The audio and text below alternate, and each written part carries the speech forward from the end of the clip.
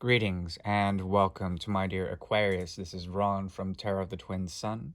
Welcome to the channel. If you are new, please like or subscribe or dislike according to your will. I do appreciate your tunage. This is a reading for the energy of Aquarius in the month of January 2021. A new calendar year has begun. The 11th house is a house that moves from the external structures of Capricorn that's set by Saturn, and it moves into more etheric planes, one that could be the bridge from the limitations of humanity or structures of humanity, the limitations of the externalized image of that in which we think we are, and moving on towards that of ascension or that into the etheric plane, the very spiritual essence of the 11th to the 12th house. Now, with the 11, there is a code that resolves itself in leadership positions, also standing forth in a Uranian way by introducing change and motivation in genius, in pure genius. So we'll go ahead and call upon those energies as well, understand the lessons of limitation through Saturn and the rebellious streak in which Aquarius energy tends to situate itself. Okay? This is a reading that can be taken for whatever you so desire. It does not have to resonate with you. If it does, please take it with the easiest of grace and candor. My readings are intended for the light, and also showing through the darkness the light, and through the darkness emerges other forms that can be illuminated in some sort of way. Okay. The Great Mirror is a tool devised by my practice that is a 9-card spread that should show the energy between you and a significant other, a project, or perhaps an interest of sorts. It is a 9-card spread with clarifiers. Please take only what you will. We shall go ahead and begin.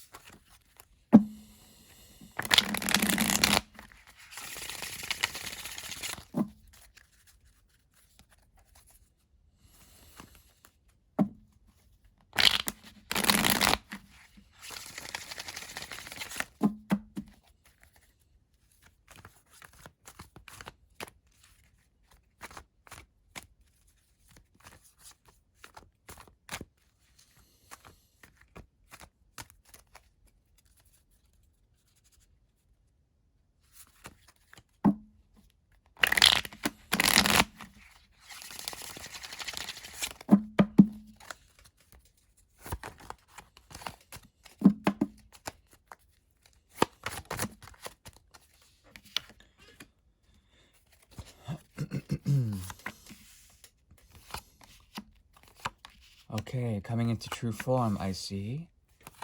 We have the Empress, the Hanged Man. Oh, interesting. Okay, the mirror is showing someone whom is waiting for you, or you are someone that is no longer waiting.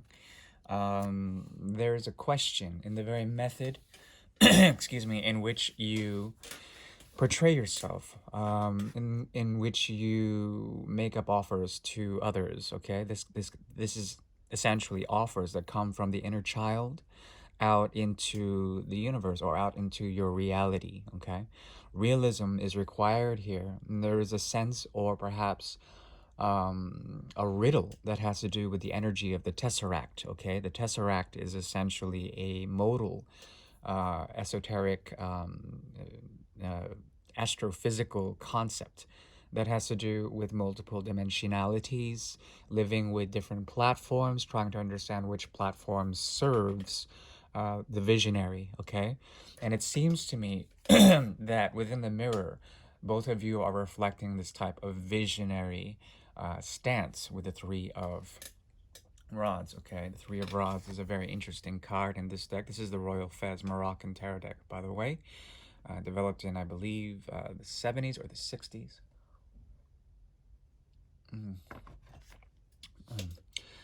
And I'm seeing here essentially the energy of enterprise, but visionary enterprise that has to do with horizons as well as patience, waiting after a choice is made. Okay, this is a reflective energy that is, it stands within the mirror, and both of you are reflecting this. It's as if this person is waiting for you, and then you are no longer waiting. You have your eyes set on something else.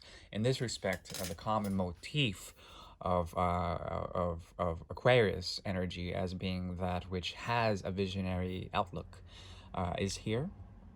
And I think what you're looking for is a period of grace and elegance that is illuminated through the energy of Taurus here with the Empress in reverse. Okay, Empress in reverse talks about fixity, the fixity of Venus, the fixity of desires, the fixity of also that which grows, but then also is contracted in a very positive way, that which incubates. Okay, so there's a period of incubation here, or a period of growth or non-growth that occurs within.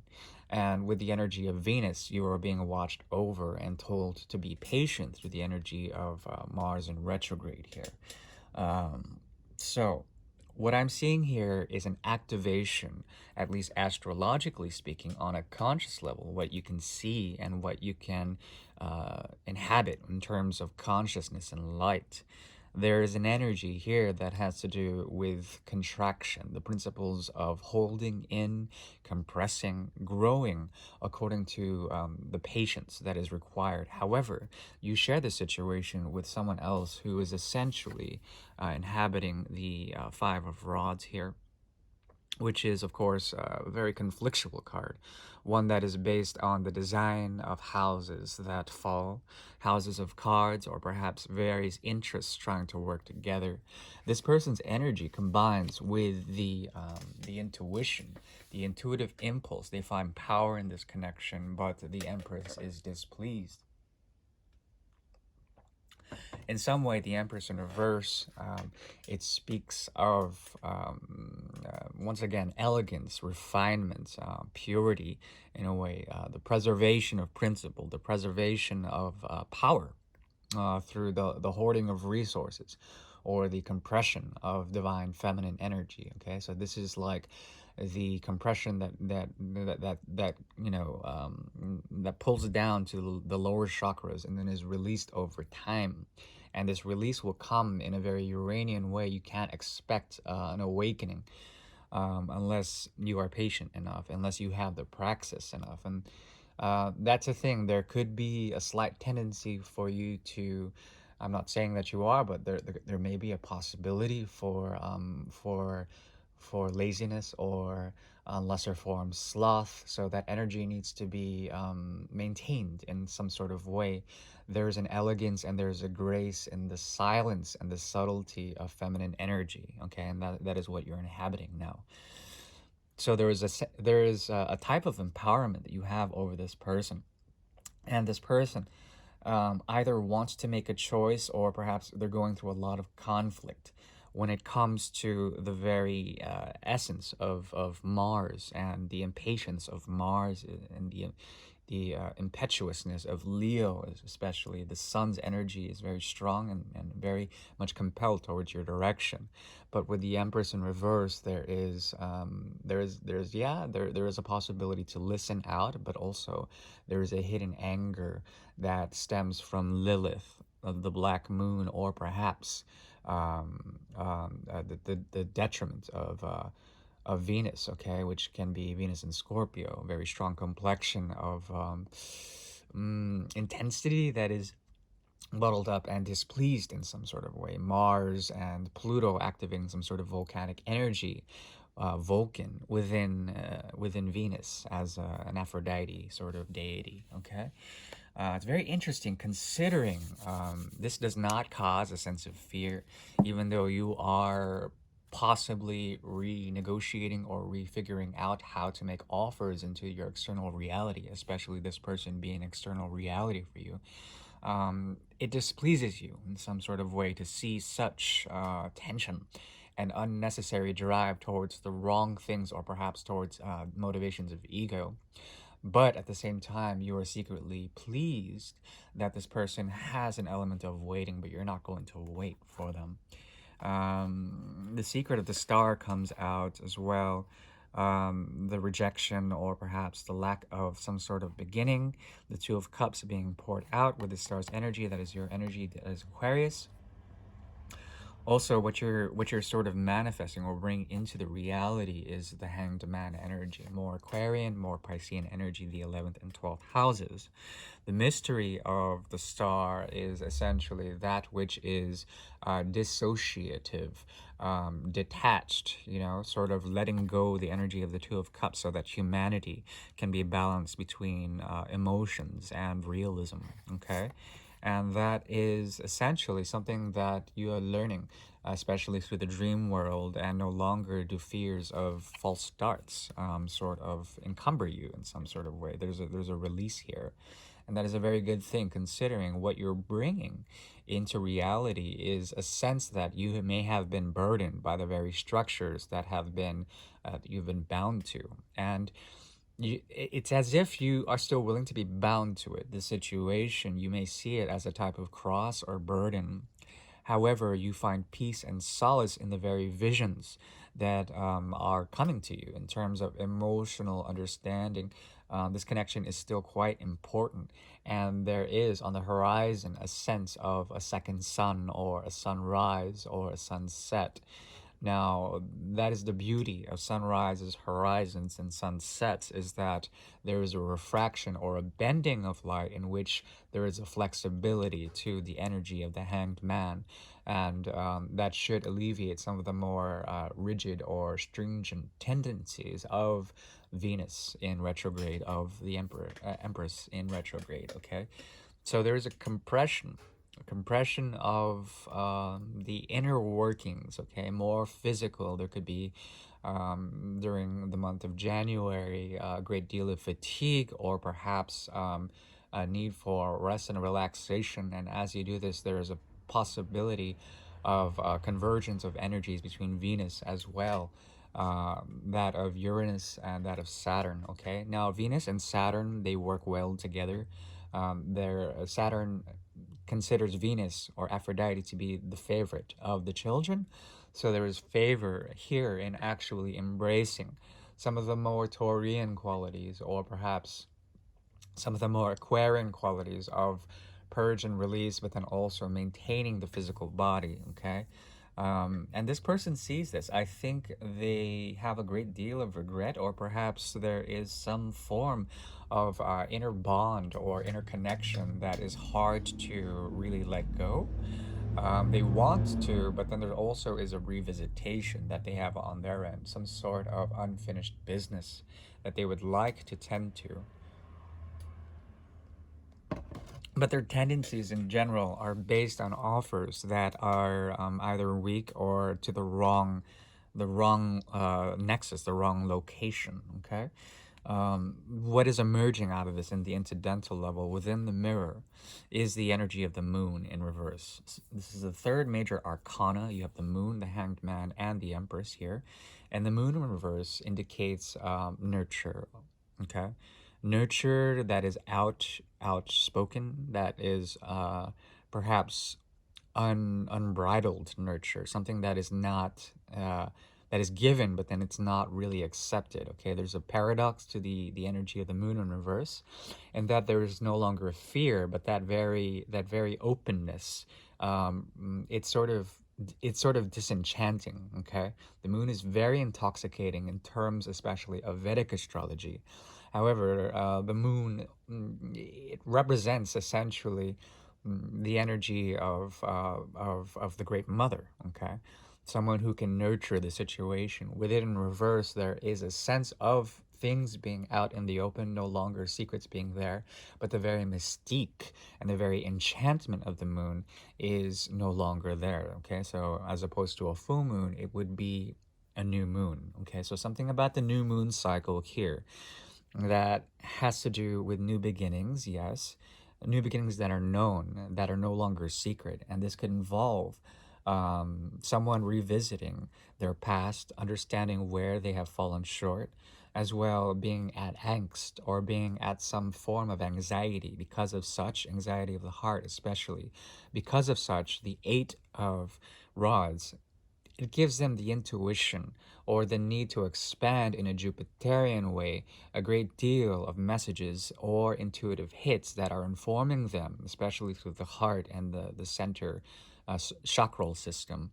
Some very intense energies that have to do with steamy responsiveness or anger or impatience, but then the need to curtail this.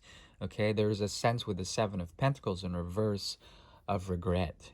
But regret based on the time and energy that they did not invest in the past, the hard work that was not encompassed for this connection to work. Therefore, your hands are tied with the hangman position, and the secrets are known. Things are coming to light, especially with the eclipse season. Okay, very strong, as well as new moon cycles. Okay, so pay attention to the moon. There could be a sense of patience that will help you develop and help you expand the visions. And this person also needs to do that. The visions of intuition that come through forms of digestion, the digestion of information, okay, that comes from the ether, that comes from the heavens, or the secrets of the moon. So there's a lot of energy here. Considering that there may be challenges, we'll go and look into that now.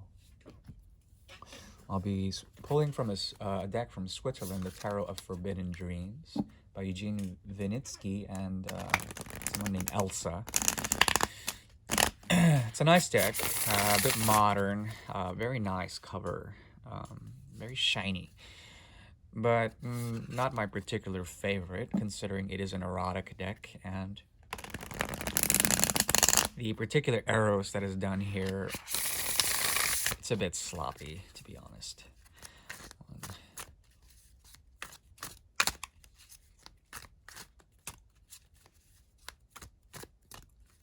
Five. Yep. All right. So when it comes to this joy of this connection, what wants to be done in order to find some sort of peace of mind, or perhaps, yeah, it's mostly peace of mind. There's something of an offer here. Once again, the moon comes up in reverse, as you see. This talks about temptation, especially temptation in an Aquarian way of really releasing, purgation, trying to get rid so that a choice does not have to be made. There's a mode of action here as well. Seven of Cups, Venus in Scorpio, Two of Wands in reverse. A choice, a very strong, compelling energy that has to do with options and moving forward and projecting forward, but not really understanding where to go. There is a sense or a directive. There is an impulse to do something, but as that occurs, there is also, on their end especially, a Neptunian or Venus in Scorpio like energy that has to do with intensified options, intensified polarities. This person is dealing with a mind that is quite spread out, diffused, and a bit aggravated. I would say more by the energies of ego or impulse, okay? And because their energies are spread, it's hard for them to focus. It's hard for them to make sense of certain things, to find reason, especially with the Queen of Swords. I really like this Queen of Swords card because it's one of the less erotic ones, and it's just very gentle. A suitor is holding on to the leg. As you can see, the leg is the sword itself. Very sexy. Um, and it's coy. The queen here is coy, and she is open. There's something here about you extending that leg, or perhaps embodying a sense of truth, or perhaps a sense of philosophy that has to do with the extension of an offer, and there being temptation within. There also is a possibility of the moon in reverse showing a type of quality that could revolve around anything that has to do with secrets or information imparting from one party to another. Also, there is a possibility of the Knight of Coins, you developing a stratagem, okay? A stratagem, or evolving and taking the step from the Page of Pentacles to the Knight of Coins, maturing in some sort of way, really understanding what encompasses the connection, as well as how to negotiate, or perhaps from a place of stillness come to a type of strategy. As I've mentioned, there's a lot of strategy that evolves out of the moon energy in reverse, and because of this, there is a deep information, or perhaps an understanding of who's playing what in terms of cards or in terms of stratagem, okay? And it could be that your strategy, more than anything, is to develop a sense of what you're using, how to use it, where to point your energies. And with that combined, with the Knight of Coins combined with, excuse me, the energy of the Hanged Man, there is a type of reflection here that has to do with the polarities of masculine and feminine, understanding above and below, and truly inhabiting by turning your world upside down, the very method and the very essence of practice, and the very essence of strategy through no reaching out, okay? No reaching out. That's what I'm seeing here, essentially. That is becoming known through the energy of the moon in reverse. Okay, so no longer is there an essence that you have to extend a hand or extend a leg, but this person deeply desires that. They see your standing as a type of understanding that they can help themselves to understand through communication something deeper, something where they can inhabit your energies as a prize. Okay, step back for a second. There's a possibility here that on a deeper level, the soul contract, or perhaps the very essence in which things are balanced, is imbalanced, very much so. It's not that you're running away, it's that you find in a type of stillness some great merit, or some great understanding of how things have not worked out in some sort of way. Each passing moon, or each passing eclipse, essentially shows you the illumination that you so seek, and it comes quite naturally, especially with the way things have been designed in the very fabric, the very structure of this situation, which may be tumultuous. You may feel a bit like a martyr, or maybe perhaps you secretly want to become victimized in some sort of way to establish your power and your disdain for the connection. There also is a possibility that this connection also helps you to understand some secret motivations of the external world, informing you, or perhaps giving you a sense of empowerment in some sort of way, that you may find also that that this person has been holding back for quite some time, some very deeply intensified passions that need to express themselves, and perhaps you know more about your own passions, your own desires that evolve out of the equation. Okay, because of such, the seventh house in reverse, if you turn it upside down, it shows the first house, okay, which is Aries. there is an element of new beginnings as well as new understandings of the inner child, as well as the need for the inner child to express itself. And in this sense, you guys are children of humanity. You know, that is an understatement. But here with Saturn, the devil's energy, sort of bringing you two together, creating a sense of where to abide or where to belong. There is a strong complexion here that has to do with information of the secret nature, but also illumination through the energy of Saturn as well, the encapsulation of lessons that come over time, as well, the realism and the realities of commitments that have not come to pass truly. This being a sense of angst for them, they feel very much weighted down, and perhaps you are secretly tempted in some sort of way to maintain a type of tether or connection with this person. But the energy of Libra and the energy of justice, in reverse with the sword of truth, is very much about cutting this connection in a very profound way to avoid further systems of karma that may be totally binding and totally restrictive of your actual manifestation. My dear Aquarius, there are cards of advice here, okay? This has to do with judgments and the execution of new paradigms through world shifts. The advice is to find a sense of healing or a sense of love within the chaos that is emerging out of this connection. This person or this significant other, this project may be on unsteady grounds, and the grounds that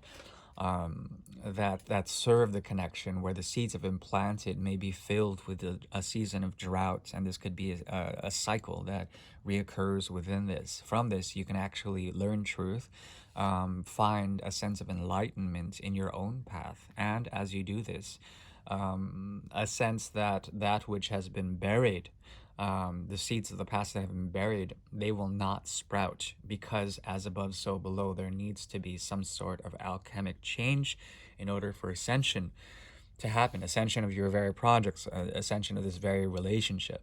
If it has been cut out, excuse me, there is a reason, and it's because you're riding the waves of heraldry. You're riding the waves of that which swings out of control. And there is something about you that oscillates in some sort of way, a deep movement that has been festering or growing over time. And this brooding is actually a good thing, considering there's something about you extending your life and limb for this person, and because you're holding back, there is a sense of burden, but also a sense of grace through the very martyrdom that you are self-inhabiting.